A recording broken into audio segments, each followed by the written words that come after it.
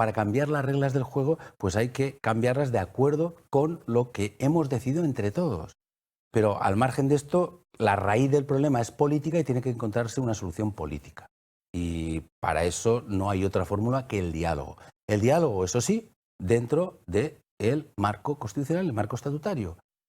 En ese marco se puede opinar lo que se quiera y desde luego se puede cada uno pues proponer aquello que considere que es mejor para Cataluña en este caso, pero siguiendo unas normas que son las que aprobamos entre todos. Lo que está claro es que el gobierno goza de buena salud, entre otras cosas, porque la encuesta real ha sido hace muy pocos meses en las que hubo una consolidación del proyecto iniciado, ¿no? Y por tanto, a partir de esto, ahora, en esta situación complicada, porque el que no haya gobierno en España es muy complicado, tenemos una hoja de ruta clara que es la consolidación de un proyecto de justicia social, de crecimiento económico y finalmente también cada vez más empeñado en que la emergencia climática no sea un lastre enorme para las próximas generaciones.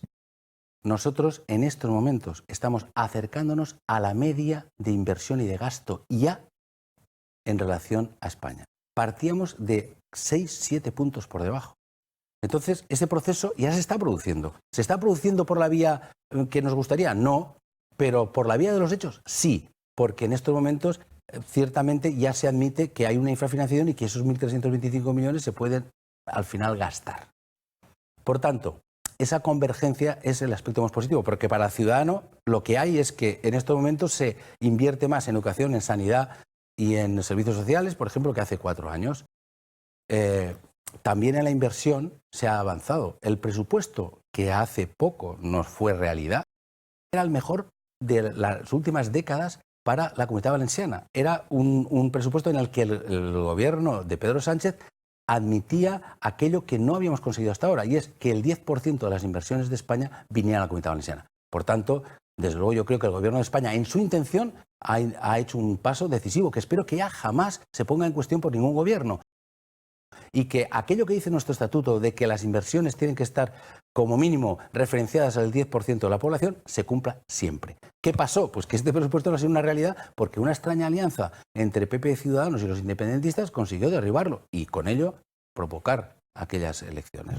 Se exige un doble acuerdo. Uno, en el ámbito del Consejo de Política Fiscal, en el que están representadas las comunidades autónomas, y otro en el Congreso de los Diputados. Y yo lo que creo es que debe haber una mayoría suficiente en el Congreso de los Diputados para cambiar el modelo de financiación y sobre todo para abordar lo que tiene que ser qué estado del bienestar queremos. Porque claro, cuando se habla de la financiación de las comunidades autónomas no estamos hablando de cuestiones identitarias ni de mayores competencias. Lo que estamos hablando fundamentalmente cuando estamos referenciando el problema valenciano o cuando hablamos de la financiación es aquello que es más importante para los ciudadanos.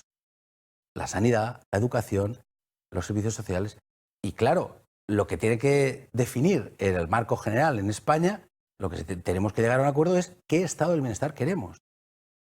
Ahora, lo que sí que es cierto es que tenemos que abordar la fiscalidad de una manera homogénea en España. No puede ser que hayan paraísos fiscales en España. No puede ser que haya esas diferencias fiscales. Aquellas partidas de difícil ejecución o aquellas que no eran estrictamente, digamos, necesarias en lo cotidiano, ahora se podían trasladar unos meses después. Mire, el copago farmacéutico que nosotros hemos liberado no va a ser afectado. No va a ser afectado ni las ayudas a los libros de texto, ni las ayudas sociales. No se va a afectar para nada la sanidad. Nosotros lo que hemos intentado es generar también un espacio de seguridad jurídica y que no se gaste más de aquello que podamos pagar. ¿Por qué se han producido estos ajustes? Porque nosotros, cuando hicimos el presupuesto, contábamos con unos ingresos que estaban referenciados en el presupuesto general del Estado de España, que finalmente no fue realidad por esa extraña alianza entre independentistas y Partido Popular y Ciudadanos. Que se hable ya es importante. Es decir, la fronterización en bloques no puede ser un estadio permanente, porque eso finalmente lo que produce es una incapacidad de avanzar como país. Ahora bien, de momento hay que intentar que España tenga un gobierno y eso es exigible a todas las fuerzas políticas. Desde luego, tiene más responsabilidad quien más votos tiene, pero al final todas las fuerzas políticas tienen que aportar, como entre otras cosas, tengo que decir que hizo el Partido Socialista en su momento con el Partido Popular, absteniéndose. Lo que es verdad es que no se puede, si no hay mayoría absoluta, o una mayoría suficiente, lo que no se puede es bloquear si no hay mayoría alternativa. Si hay una mayoría alternativa, que se forme. Y si no hay una mayoría alternativa, pues habrá que dejar gobernar de alguna manera a aquellos que más votos populares tienen.